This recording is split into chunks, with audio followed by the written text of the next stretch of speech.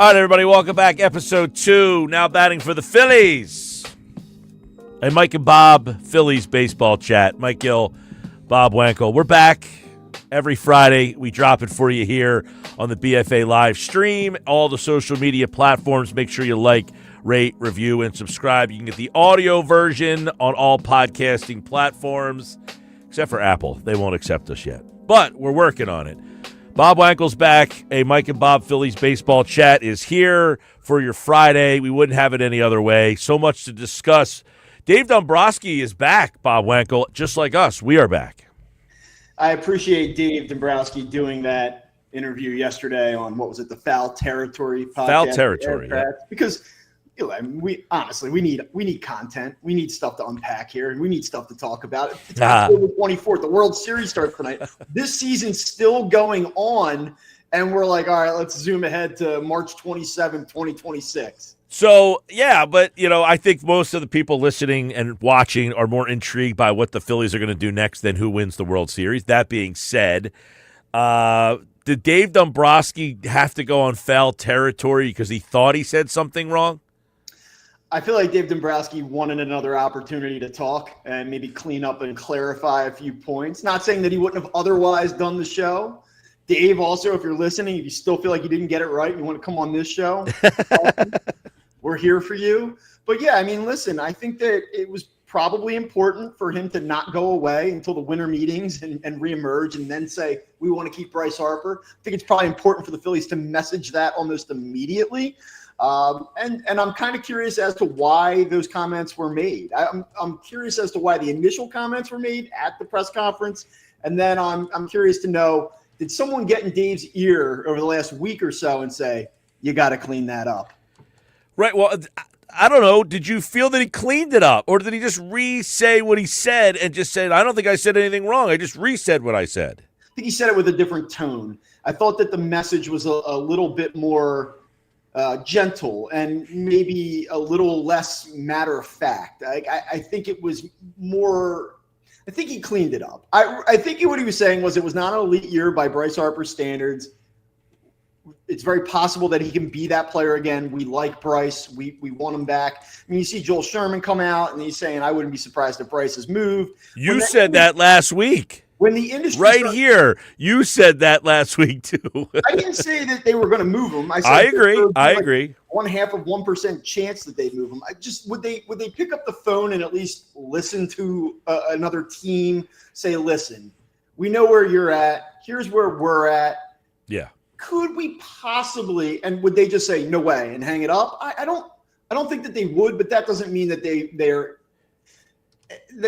actively seeking or even really entertaining or plotting a potential trade of Bryce Harper. No, and listen, I'm not saying that you were suggesting making they're going to try to. No, just the fact that people were going nuts over what Dombrowski said and then trying to connect the dots that maybe they would trade him or maybe he wants to be traded or maybe he would ask to be traded. I never felt it was going down that road. However, what I have said is I don't think Phillies fans, I think you're at the point where you are with Joel Embiid. I love Joel when he was Joel, and now that he's not, trade him. You're teetering on that moment where the Phillies fans are about to say, I don't think Bryce Harper's the guy that I fell in love with, so now I'm ready to move on for him if the opportunity presented itself. I think that the realistic viewpoint of this is if you were considering the possibility of Bryce Harper not finishing his contract in Philadelphia, now is probably the time to entertain it. So the Phillies have to kind of make a decision. We are committed to this throughout the duration, which is where I think that they're still leaning. But if you did want to move on, you need to do it before the contract looks like a loser, looks like a lemon. Right now, I think it's still a favorable contract at $25 million per. I still think he's a good player. He still had a good year, and there's value in that contract still. So if you wanted to do it, you'd have to do it now. I don't think that they would do that, though. Yeah, I don't either. Now, remember, he did ask for a raise in 2022 after the World Series, and it seems that here we are a couple of years later, and that's never really been revisited to our knowledge anyway. Do you know anything about that? Now, here's really my take on this. If I just listed out the big bullet points, I think that the Phillies were a little bit disappointed with Bryce Harper's season. I think Bryce Harper was a little bit disappointed with this season. I think that there's probably some degree of agitation that it became public knowledge that he asked for more money. I'm sure that they did not love that. And they have obviously not catered to that request to date. I don't expect them to. But do they want to trade him? Do they want to move on from him? I don't think so. So I think that Dave's comments last week was like a little bit of a wake-up call, like a little bit of a, hey, we expect more. We didn't love you this past season. We want you to be a little bit better on the field in terms of production and maybe even demeanor as well. Like, you're the guy here. You need to play like it. But I think it was done more in like under the framework of we want you here long term, not we're trying to get rid of you, we're trying to piss you off, we're trying to rattle your cage a little bit so that you want to get out of here.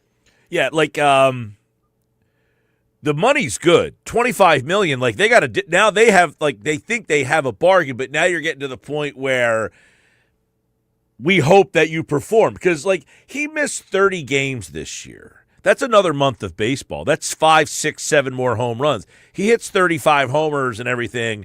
Who knows what the conversation feels like. Yeah, I mean, look, if he finishes the season with, an 847 OPS and 33 home runs and drives in close to 100, like, again, you're still talking about a super productive player. You're just not talking about one of the 7 to 12 most elite players in the sport. And when you, as Dave said, when you hear Bryce Harper's name, that's what you expect.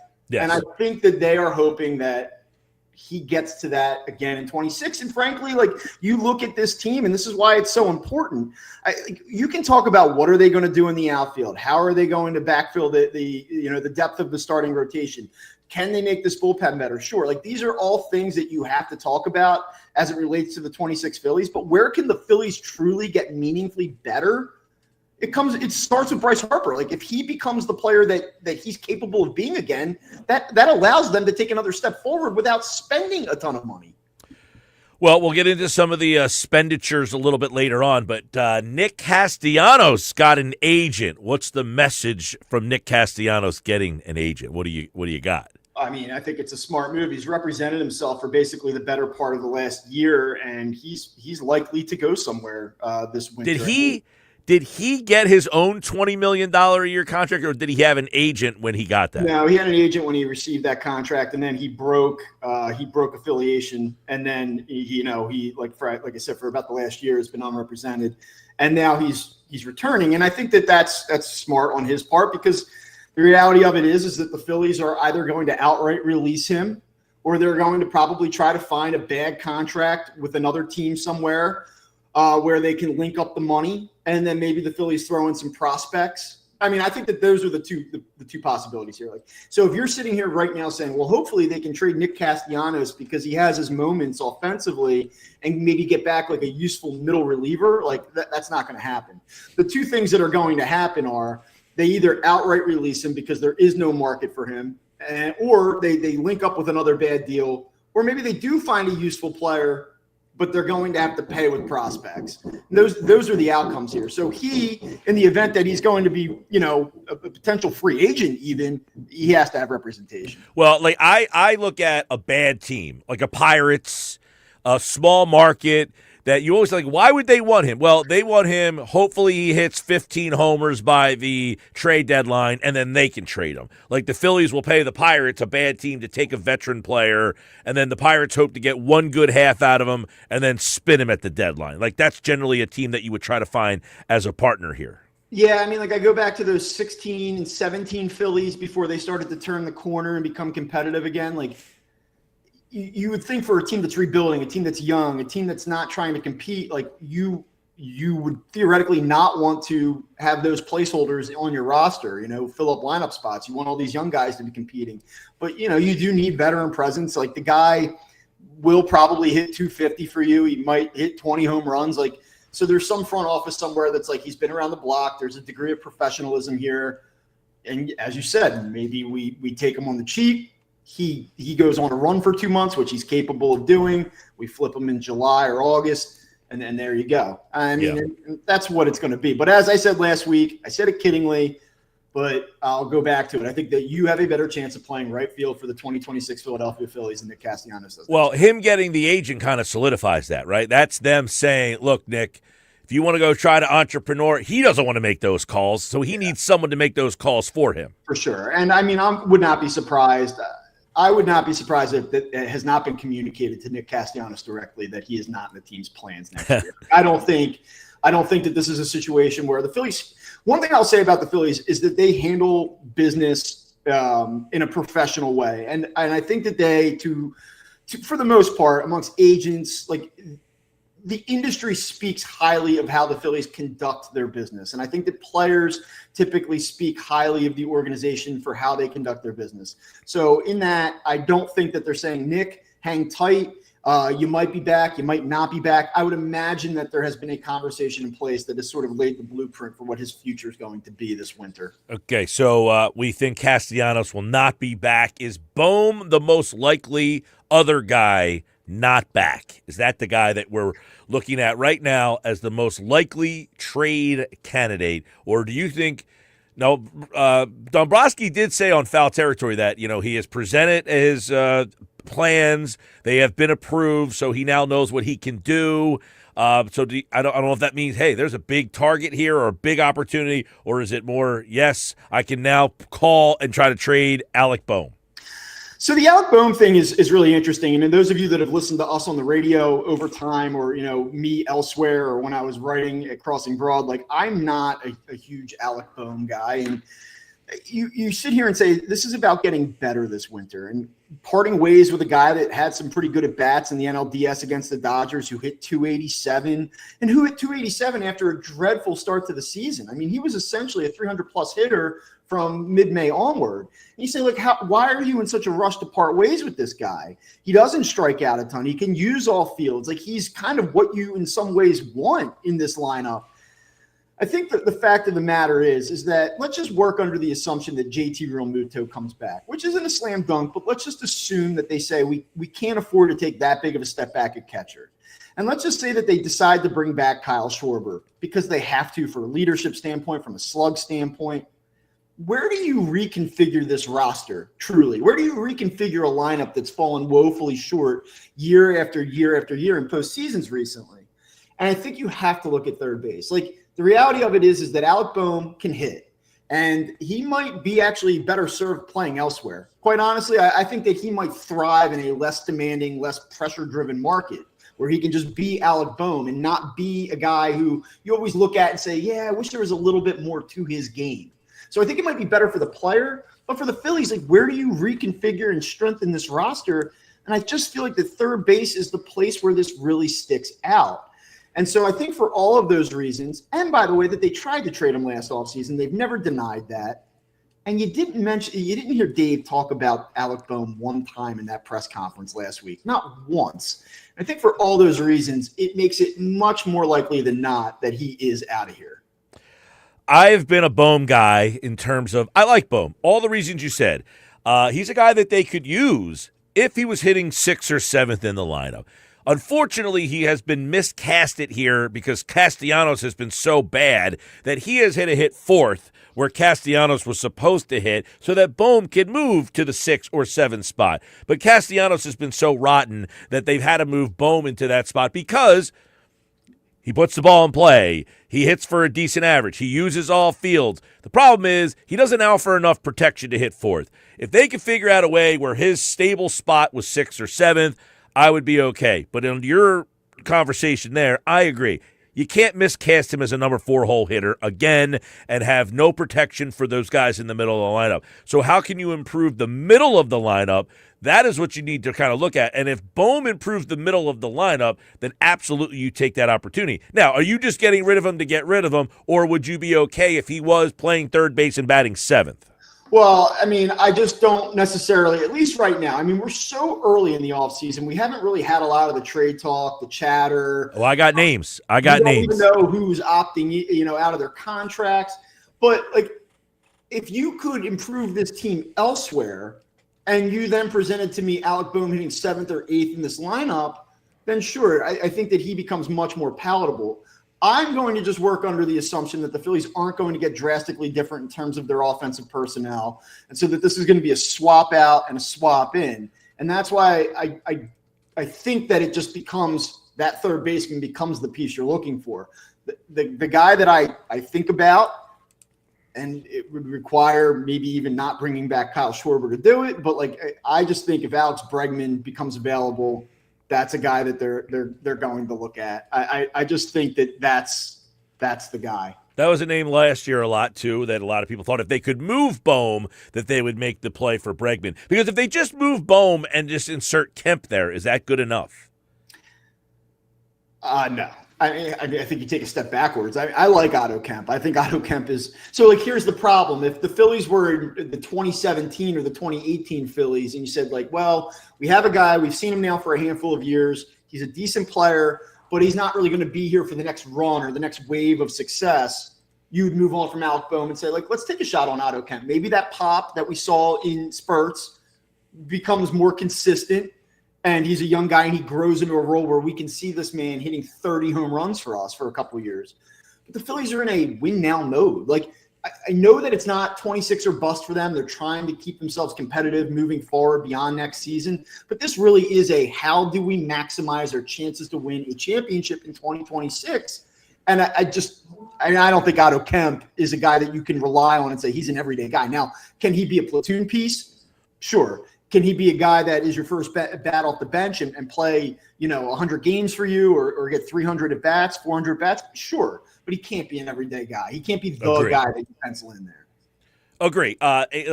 Unless you trade Bohm and we're able to get a bat in return for him, which I don't know how you're doing that, but that if that player plays right field, then Kemp plays third base, is that acceptable? What's truly interesting about the whole thing is that are the Phillies basically just trying to move off the player? Are they trying to get player return value for Alec Bohm? Like, what are the Phillies? Yeah, like what do you hope to get for Bohm if you move him, I guess becomes the next question. I think that there has to be a willingness in order to do this to basically say we are just trying to vacate the spot and the money that he's owed in the short term.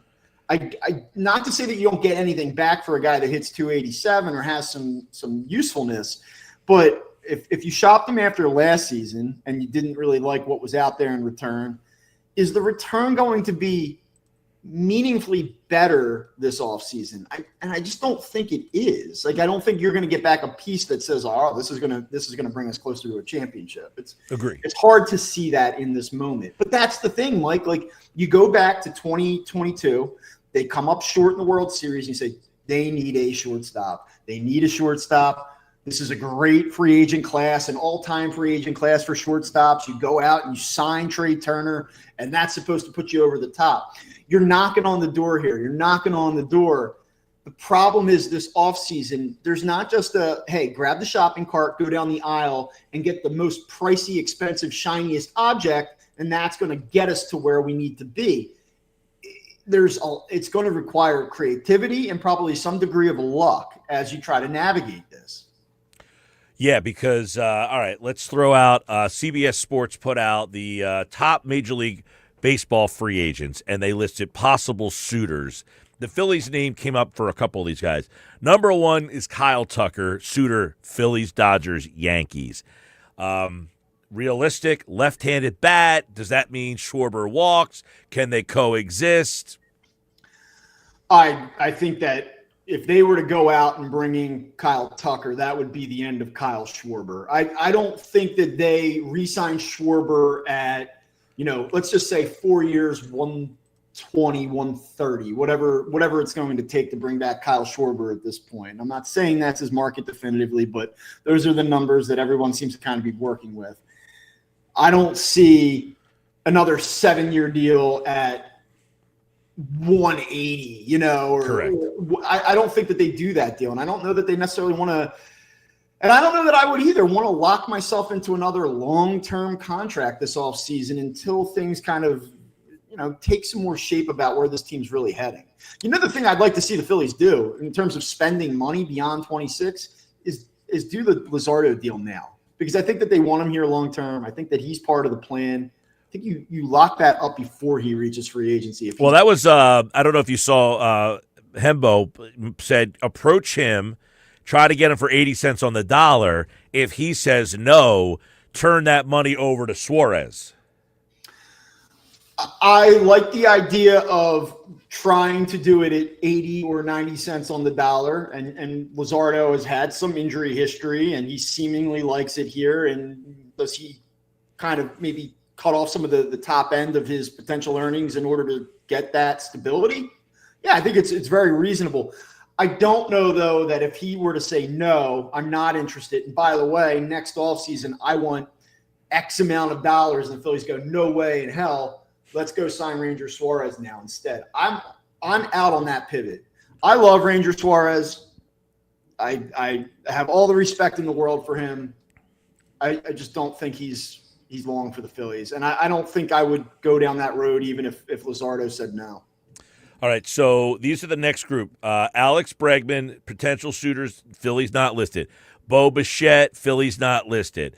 Framber Valdez, a pitcher, Phillies not listed. Kyle Schwarber, Phillies listed there. Cody Bellinger, Phillies listed there. Would he be, if I can't get Schwarber, I pivot to a guy like Bellinger? Or can they coexist? Another lefty. I think that this is a free agent class that is not it's not a bad free agent class. I mean, because you get to Alonso, I know, who's also on that CBS list. There are Alonso's next, by the way. Top end names out there, so it's not like there's one guy only. But Bellinger is going to command serious money, and I just don't think that. And I know he had a good year; he's a good baseball player. I just don't see the Phillies. I would be stunned, honestly, and I don't want to crap on the exercise here or anything, but I'd be stunned if they went out and signed one of these non-Schwarber free agents at serious money. I agree. Unless the winter drags on and then all of a sudden it becomes a 2-year deal at $48 million. I think the Phillies would pay the money in the short term. I know that they have some payroll restrictions, but I think that they would, I think a guy like John Middleton might say, hey, short term, there's an opportunity. It's going to hurt a little bit. Let's engage. But I don't see 5-6 years. I agree. Guys. I agree. I think they are soured on the amount of long-term deals and the age, seeing what they have now and what's happening. They don't want to go back down that road and look 3 years from now and say we're still stuck with these new deals that we re-engage. Let's just take the two that we have. That's where the Schwarber thing becomes very interesting. Alonso's next, Ranger Suarez, which, by the way, suitors, Orioles, Mets, Giants. Can you imagine if Ranger ended up on the Mets? That would be brutal. I think the Orioles, I've been saying Orioles the whole time because the Orioles don't want to spend for pitching. He would be a number one for them, but probably not make number one money. So that's why I think Orioles make sense there. The next guy, JT, they do have the Phillies listed there. He's going to be interesting. Suarez, the third baseman, obviously, if they were able to, I would imagine the same situation. Although he does hit right-handed, does that entice anybody? We'll see. I don't think that he's what the Phillies want at this point. Agree. There's defensive limitations. The age, I think, is something that they don't want to engage in. I don't think so. The guy that's kind of in that second tier, he said, maybe. If you look at Trent Grisham, who had some pop this year, he only hit 234. There's question marks there, but he, in terms of his power, had a nice year. Again, if the markets don't materialize the way that he hopes for, is there a possibility where you maybe go and look at him? Maybe, He does hit left-handed, just throwing it out there. I know. Which it seems that the whole world now hits left-handed, and they all play for the Phillies. And Rob Thompson did say we are a little too left-handed in that situation. So that is basically the list of the top-tier free agents. Then you get to that next tier, and there's your problem. By the way, Harrison Bader is on the list. Potential suitors, they do not list the Phillies. Would you think the Phillies are pretty much out on Bader? You know what? I mean, look, candidly, I think it really is just about his demands and how the market shapes up. And I don't want to, I sound like a broken record, and I know I guess I'm putting this qualifier on it, but I think the Phillies like Harrison Bader. And again, at the right price, I think they'd love to have him back. I think he was a great fit for the clubhouse. They liked his energy. He showed this season that he can still play center field at a high level. He brings some spunk. I think that this team needs that dynamic. I think that there would be interest there, and I'm a little bit surprised that he's not on that list. I know that he bounces around. I know that he's coming off of a little bit of I don't want to say career year, but he certainly came through a stretch here in 25 where his numbers were up a little bit. They were up with the Phillies. I don't know that the Phillies are necessarily like in love with the idea of paying a premium for that, but I think that there's at least got to be some interest there. All right, so let's transition to the other free agent possibilities, which a lot of them are relievers, like back-end relievers, Devin Williams and Weaver. Is that something that the Phillies need to target to get that eighth-inning right-handed guy this time around in this offseason, or is Kerkering the guy they're going to hope, matures from age 24 to 25 and hope that he kind of holds that roll down? Or is that something you want to see them pair up with now that you have the back? Now you can start to work the other way, which they haven't been able to do. Yeah, look, I think we briefly talked about this on last week's show. You have Jose Alvarado probably back, whether that's under the current deal or they rework it. I think he's probably back. It sounds like the indications here are, at least preliminarily, that they want him here. All right. So you have Alvarado and Strom from the left side.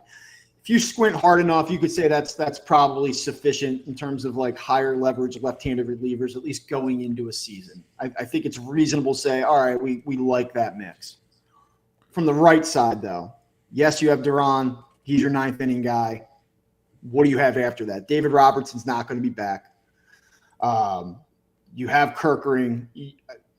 Not even the greatest optimist could go into a new season where you're trying to win a World Series and say, like, yeah, we believe that he's going to be able to grow into that role where he's a consistent force as a high-leverage seventh or eighth inning guy. I think you have to work under the premise that, yes, there is a lot of potential there.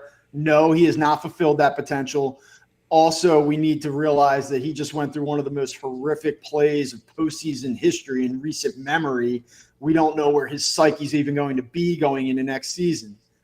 You can't, and I don't mean this as like a knock on him necessarily, but you can't, if you're the Phillies, say we're going to put an overly trust this guy. You just can't. You can't put that much faith into him.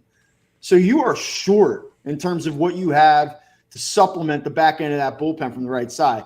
I thought Dave's comments, Anthony Sanfilippo asked the question, hey, you get into the playoffs, you guys are using starters. Kind of feel like maybe you're a little bit short out there.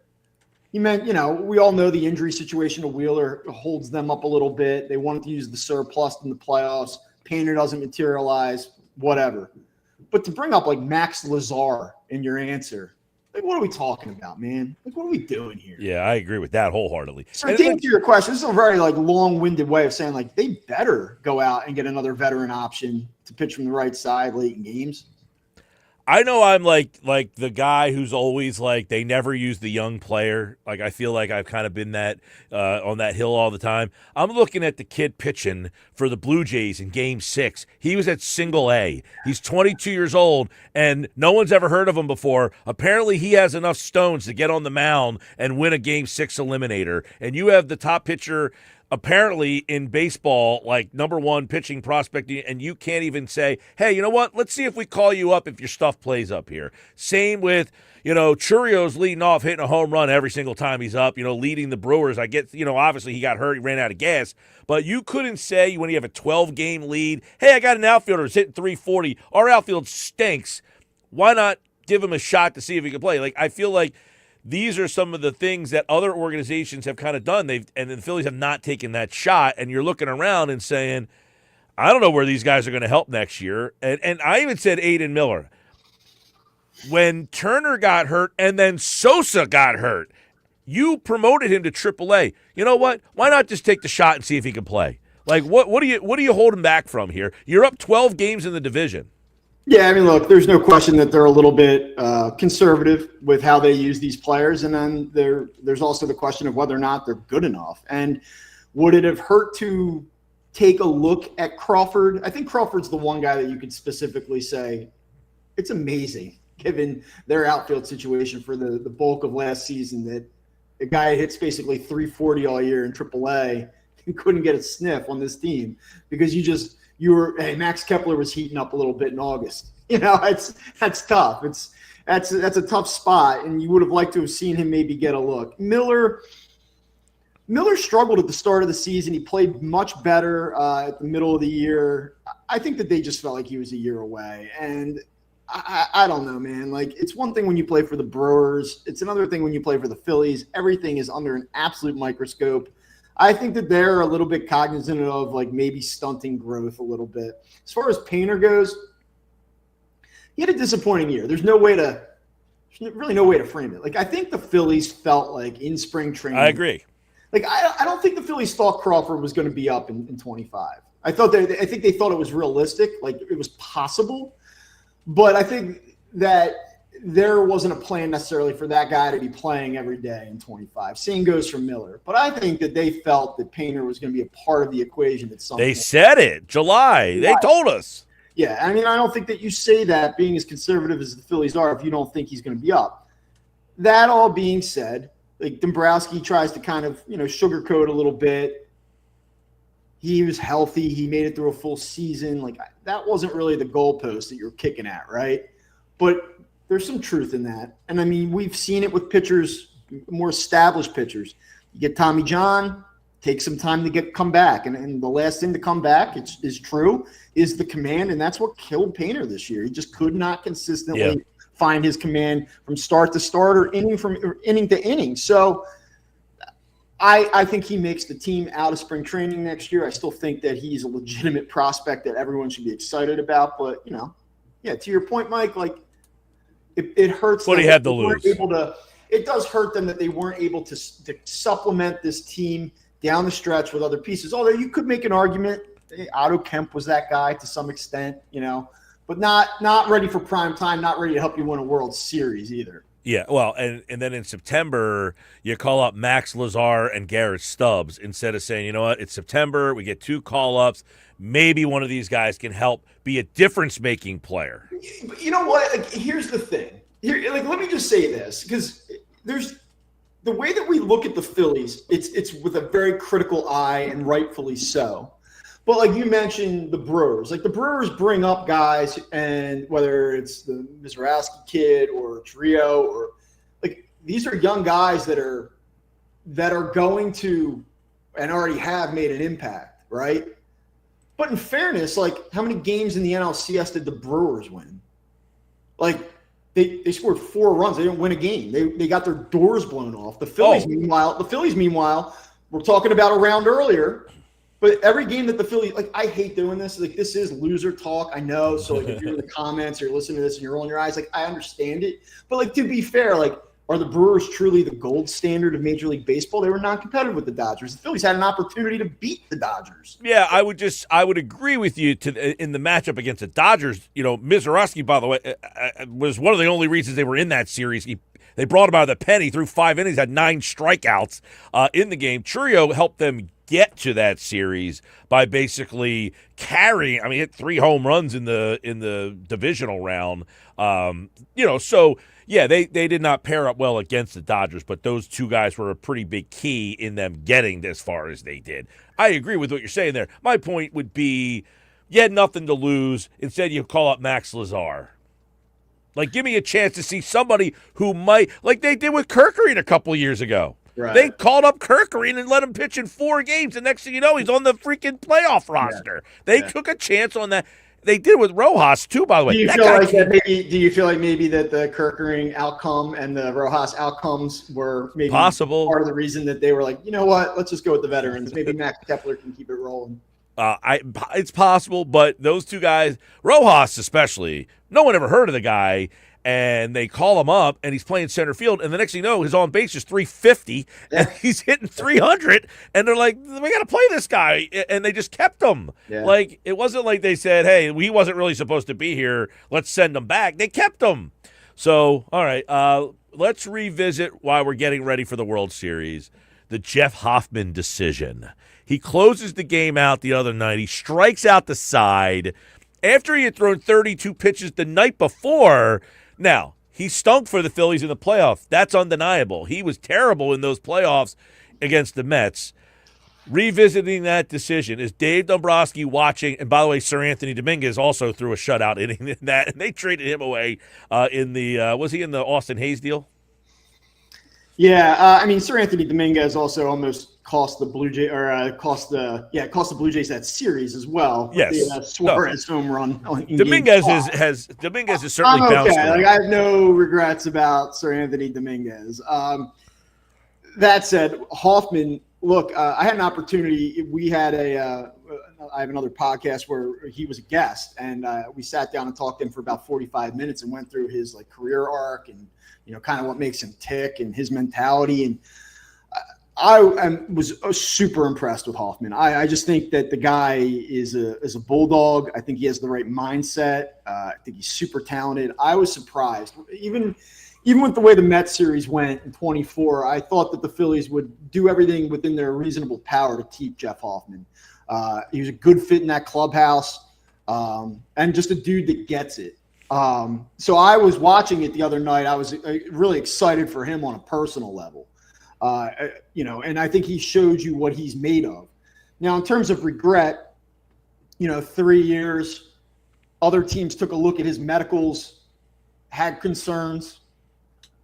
So do I kill the Phillies for not being the team that goes all in?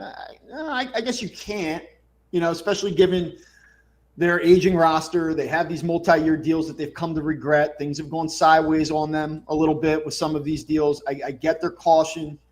The problem is, and has always been, is that what did they replace him with? And what they replaced him with was a guy in Romano who killed them. And I think that if you look at the way the Phillies season went, it's reasonable to say, not only if they would have signed Hoffman, would they have had a better record, but if they simply would have let Hoffman walk and had a better solution as a replacement, they probably would have been the 1 seed. And that's where it kills them. Because in a 7-game series, I'm not saying that the Dodgers wouldn't have won in 7 games. They probably would have. They probably would have won in 6, to be honest with you, in my opinion.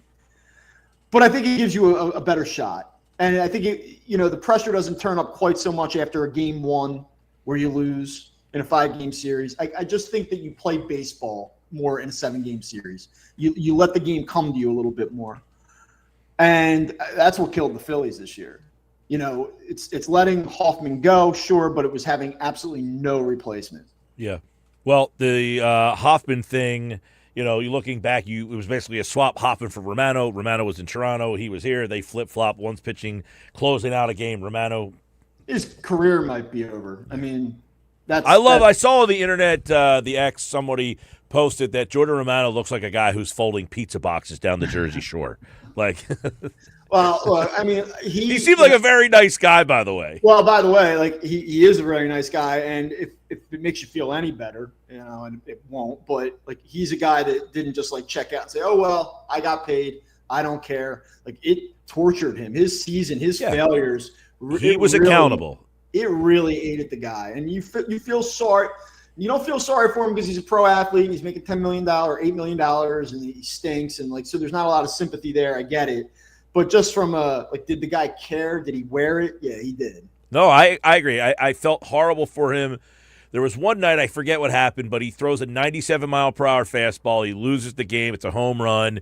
And it was this moment of the velocity's there. I just can't get people out, and I don't know why. You can see, here's a guy that's lost it. I say his career might be over. I mean, it might be. Would a team, he gets healthy this winter, would a team say, look, the velocity's still there. He still throws mid-90s, upper 90s at times.